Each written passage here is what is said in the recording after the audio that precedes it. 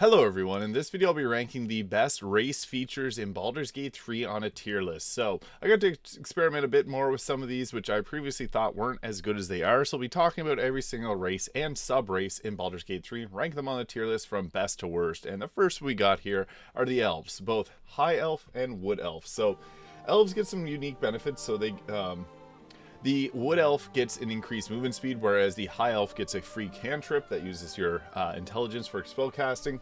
They get Elven weapon training here, which gives proficiency in longsword, shortbow, and longbow, as well as dark vision up to 12 meters, and Fey Ancestry, which gives advantage on saving throws against being charmed and magic can't put you to sleep, which is kind of nice because there's a couple areas in Act 1 where if you're not an elf, you get put to sleep quite commonly. Now for the sub races, you get the ability to go with cantrip of your choosing if you pick the High Elf, and this will always use intelligence, so that makes it a little bit tricky. So something like Mage Hand or Minor Illusion may be a great choice if you want to go this route. Friends is also not bad too, but these three, because if you're not going with a wizard, you're going to be wizard or an Eldritch Knight, you may have a bit lower of a chance of landing it. Now, I prefer the Wood Elf. I think that the Wood Elf is really great because you get the fleet movement speed, which gives you an extra 1.5 meters of movement speed, which doesn't seem like a lot, but think about every single turn in combat. That allows you to move even further and further. Now, the Wood Elf is, I would say, a very solid one, maybe S to A tier. I do think that the Half Elf is a little bit better because you do get some different benefits, but I'm going to put the Wood Elf up in the S tier just because extra movement speed is extremely useful, especially if it's on a martial class, because you can get up close, fight. If it's on a monk, you get a ton of extra movement speed. And the High Elf is pretty good too. I mean, the nice benefit of this is you get the dark vision advantage on being charmed, as well as you can't be put to sleep. Dark vision's nice, and Elven weapon training, so you can use short swords, but typically a class that wants to use swords will get it anyways. So I'd say like High Elf, I might put like A tier to B tier, somewhere around there. The cantrip's nice, but again, you want to use something like Minor Illusion or Mage Hand so that you're not using intelligence for it. But the elves are pretty good. Now, half elves are my preference here, but we're going to go into, I guess, next, the drow. So there's two different types of drow. There's the Lolth Sworn drow, and then there's the Celandrine drow. So two different choices here. Not really any difference between the two of them. Just different dialogue and different abilities. So the Lolth Sworn drow can actually, if you're a cleric, you can if you go for your deity, you can only choose Lolth. But if you're a Celandrine, you can go with really any of the choices here. So just minor differences. If you're playing a cleric, the Lolth Sworn drow are strictly Lolth, so you do have to take that in consideration if you're going to be playing as a cleric. But drows get a free cantrip, Dancing Lights, at level 1. They also get Darkness at level 5, which is, I think, the biggest benefit of playing a drow. You also get short sword proficiencies, as well as rapier and hand crossbow. Hand crossbows are really good. That's something you want to have, because if you're a class that doesn't really have anything for your bonus action, you can equip hand crossbows and get yourself a bonus action attack, which is honestly better than just not using your bonus action. So for wizards and other classes that don't really have great use for the bonus action early on, the drow's great. They're both, I would probably put them S, A tier, somewhere around there. No real difference other than the deity choice there, so that's just one last little thing to consider. But they also get the 9 meters movement speed per turn, and they also get Fairy Fire. I forgot to mention that at level 3. So Darkness at level 5, Fairy Fire at level 3, and Dancing Lights at level 1. They do get different dialogue options too, so that's another thing to consider. But yeah, they're pretty fun to play as. But if you're going to do that, Dark Urge, perfect. I'm doing a Dark Urge drow. So much unique dialogue. It's actually incredible. The drow probably gets the most unique dialogue out of any race choice in the game. So if you want to be kind of a bad guy but a good guy, you play as a drow. People are very different in how they react. So that's just one thing to consider. Tieflings, however, there's a few different choices that we got here. So the Asmodeus Tiefling, the Mephistopheles Tiefling, and the Zerial Tiefling. So they all come with their own different benefits. So I guess we'll start with the Asmodeus Tiefling, which gives you the free produce flame there. So you get a free cantrip there. Whereas the Mephistopheles will give you Mage Hand, which I think is actually really solid. Mage Hand is underrated. And these will all use your Charisma modifier. So produce flame with Charisma. So if you play a Paladin, this is perfect. And also a Thaumaturgy if you play as a Zerial Tiefling. But all Tieflings get the resistance to fire damage. So that's really nice. Only taking half damage from fire, which is a pretty common damage type in the game. And also they get dark vision up to 12 meters, which is also pretty good, and 9 meters movement speed too. So the tiefling, so Asmodeus tieflings will get produce flame at level 1. And then they also get hellish rebuke at level 3 and darkness at level 5. That is pretty solid for spells that they get, because darkness can be used often, and it's a very fun one to mess around with if you get if you're able to prevent the blindness from occurring. And hellish rebuke is also pretty solid. So Asmodeus tiefling, it's hard to say really. I think that the Zariel tiefling is probably the best of the three, because they get thaumaturgy, but at level 3 they get searing smite, and at level 5 they get branding smite. Now this does use your action and bonus action, so it's a little bit tricky to kind of balance where these are. I might put them somewhere around B tier.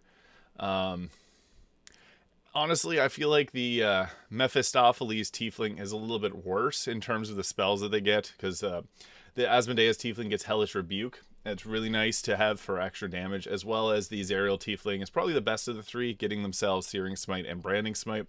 All of these use charisma, so that's something else to keep in mind. But yeah, that's that for the tieflings. Again, their biggest benefit is resistance to fire damage. However, there's lots of ways to get fire damage resistance in this game, so that's one thing to keep in mind.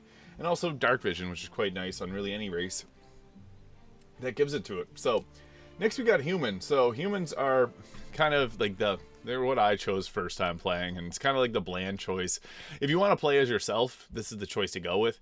They get weapon proficiencies of all spikes, piers, halberds, glaives, armor proficiency with light armor, and shields. So honestly, that's not too bad. They also get a free choice of a skill, so you can choose whatever skill you want for that. It was pretty great. Getting an extra skill, always useful. And they also have the human versatility, which is right here. Oh yeah, select an additional skill to be proficient in, and you get 25% increase carrying capacity, which is quite nice, especially if you're like me, wants to pick up everything. So it's a solid choice, 9 meters movement speed per turn, but the biggest benefit being light armor proficiency as well as shield proficiency. So that can actually be very useful early in the game if you want to play as like a caster, because you can get yourself increased armor class with a shield as well as light armor. So the human's not bad. I would probably put them probably about A tier.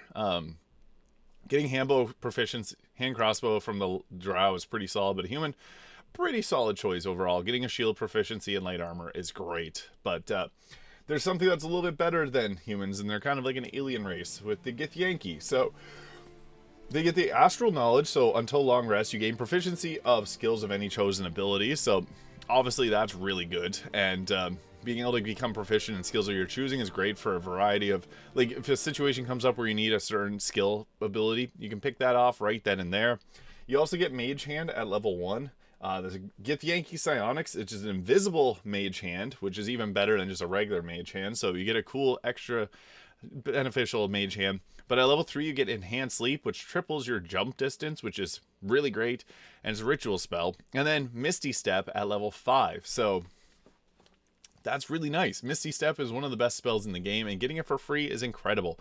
Not only this, but they also get armor proficiency in light and medium armor. So they're the only race that gets medium armor proficiency, which is obviously really, really good, especially if you're playing as a class that doesn't have armor proficiency. So you could put armor of agility on a sorcerer, give themselves a huge armor class, and that's just really nice. They also get the ability to use all swords, short sword, long sword, and great sword. So learning proficiency in a skill, Misty Step, medium armor, and all sword proficiency. The Gith is easily S tier. This is a really great choice, probably better than Wood Elf. Githyanki, I mean, given the history of Githyanki, it makes sense why they're so good. So not really a surprise that they're one of the top races in Baldur's Gate 3, and they're pretty much by design meant to be that way. Next we got dwarves. Now dwarves are interesting. There's 3 sub-races here, so I guess I'll just go over the general dwarfs. So advantage on saving throws against poison, and you have resistance to poison damage. That's always nice, because poison damage is kind of common. Not as common, I would say, as fire damage, but it's out there. And being able to be resistant to poison damage is nice. Also getting dark vision up to 12 meters, so woohoo! And Dwarven combat proficiency, so battle axe, hand axe, light hammer, and warhammer. So weapons that are not very common. However, one of the best lore hammers in this game is the Dwarven thrower, so it actually has extra benefits if you're a dwarf. But yeah, there's the Shield Dwarf and the Gold Dwarf, which are kind of weak. The Gold Dwarf, hit point increases by 1 and increases 1 every time you gain a level, so extra 12 health points. That's kind of nice, extra survivability. The Shield Dwarf just gets medium and light. I guess this is another way to get medium and light armor proficiency, but if you really want medium armor proficiency, play as a Drow, or play as a Githyan. You'll have a much better time. I would say the Shield Dwarf, it's hard to say. I would probably put them in the lowest tier, like the Shield Dwarf, maybe C tier. Getting the Gold Dwarf gets extra health. The Shield Dwarf gets extra shield proficiency, or gets armor proficiencies, which may not be useful in the class that you pick it on. However, they only get 7.5 meters movement speed per turn, so greatly reduced movement speed, which kind of sucks because you want to be able to move around a lot, especially if you're playing as a dwarf that wants to get up, and it makes sense why they don't have much movement speed. But yeah, typically with a dwarf, you want to get in there and fight. Unless you're going with a dwarf sorcerer or something like that, then that would make sense. But getting the hammer proficiencies and axe proficiencies, I don't know. But we do have one extremely useful one with the Duergar. So these are like kind of like drow mixed with dwarf. But what's super useful, once enslaved by the eldritch mind flayers, Durgar are adapted to freedom and harsh practicality. Their cold demeanors and gift of stealth are well known among the Underdark. So 24 meters of movement, or dark vision, so even more than other subclasses. You have advantage on saving throws against illusions and being charmed or paralyzed. That's also really great. But what's really best about it, they don't list it here, but what makes the Durgar probably an S tier choice is they get Enlarge, which is a nice spell, increases your damage by 1d4, but they also get Invisibility. And this invisibility is at level 5, but it's at will, basically. So you can cast this endlessly. So in an honor mode run, this is probably one of the best raises because you can turn invisible whenever you need to and get away. So they are S tier for sure. Durgar, much better than their other dwarf counterparts because superior dark vision, advantage in saving throws against illusions, and being charmed or paralyzed, as well as the Durgar magic. So very great choice and very fun race to play as. So the Durgar is pretty good. Next, we got half-elves. Now, half-elves are great because they get some of the best things from the human with the light armor and shield proficiency, which is just something that's really incredibly useful. And there's 3 different subclasses. You can get the high elf with the cantrip that scales up intelligence. I would say that the high half-elf is like probably like top of the B tier, maybe A tier. Yeah, we'll put it A tier. Wood half-elf, I would say, is S tier because they get that extra 1.5 meters movement speed. On top of all that, they have all the benefits of a half elf, so light armor, shields, spears, pikes, halberds, and glaives. So what's nice about this is you can get shield proficiency on your sorcerers, and you get increased movement speed. So on your ranged classes, this is really great. One of the best choices is the wood elf, dark vision as well, and fey ancestry. And the drow half elf gets the drow magic. So I would say the drow half elf is probably somewhere around here. I would say maybe a little bit better than human. Yeah, we'll put it roughly around there. Actually, it's probably better than the other handbow. It depends if you want hand crossbow proficiency or shield proficiency. So it all comes down to that, damage or protection. But yeah, they're probably somewhere around the A tier, and also 9 meters movement speed for them. But the wolf, the wood elf gets biggest benefit there. Next, we got ourselves the halfling. Now, this is where I was previously wrong because I just disregarded the halfling a little bit. But the halflings, they come with some pretty great benefits. So they get halfling's luck. So when you roll a 1 for an attack roll, ability check, or saving throw, you can re-roll the dice and use a new roll. This is huge. This turns a 1 in 20 chance of rolling a 1 into a 1 in 400. That is huge. So in honor mode, when this is extremely useful, this is one of the best races to play as because they don't roll ones often. And you also get brave, so advantage on saving throws against being frightened, which is nice. But lucky, this is the halfling's luck. It's super useful, and brave being a nice feat too, but just the halfling's luck is extremely useful. You can roll a 1 and then roll a 1 again, but the chances of that happening is extremely low. So it's extremely useful. It also, when the dice reroll, if the one dice rolls a 1, it's rerolled, and the higher the 2 dice is rolled. So you do have a higher chance of activating and saving yourself from getting a 1. So that's extremely useful. It turns basically your normal luck chance into something incredibly crazy, 1 in 400 roughly. So that's really great. In addition, we also have some benefits from the light foot, so advantage on stealth checks, and the strong heart gets advantage on saving throws against poison and resistance to poison damage. So stealth or poison, pick your poison. These are both really great. I would have to say I'm going to put them, I'll put them in the S tier just because honor mode exists and being able to deny a 1 from being rolled is so useful. So yeah, I would have to say they're probably S tier, top of the A tier. I'm going to put in the S tier because I was wrong last time and I got to using one and I realized they actually do. You also, if you play as a one of these, you will get a lot more inspiration because you're less likely to roll the dreaded 1. So that is extremely good. extremely good. Now into another short king, we got the gnomes here. So they get gnome cunning, advantage on intelligence, wisdom, and charisma saving throws.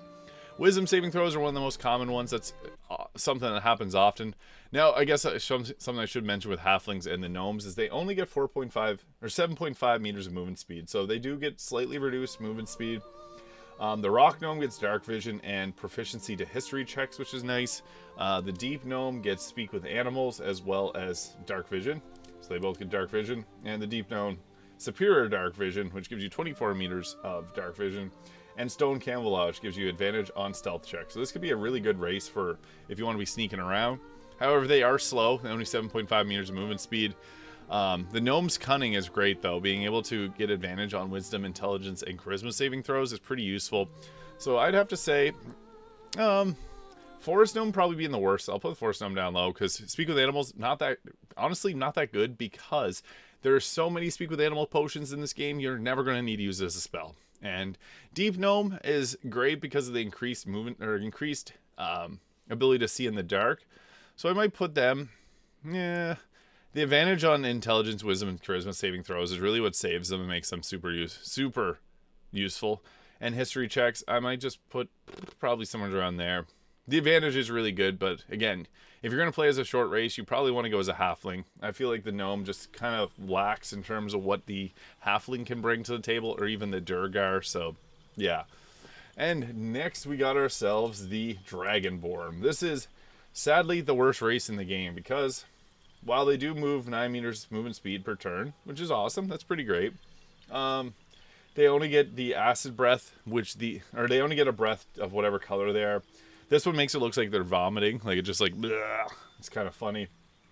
And they also become resistant to the damage type of their choosing, so there's a lot of, like, they do look really cool. This is the coolest looking race, I would say. But they also don't have very developed, like, they can't talk very well because the mouth models don't work very well on these.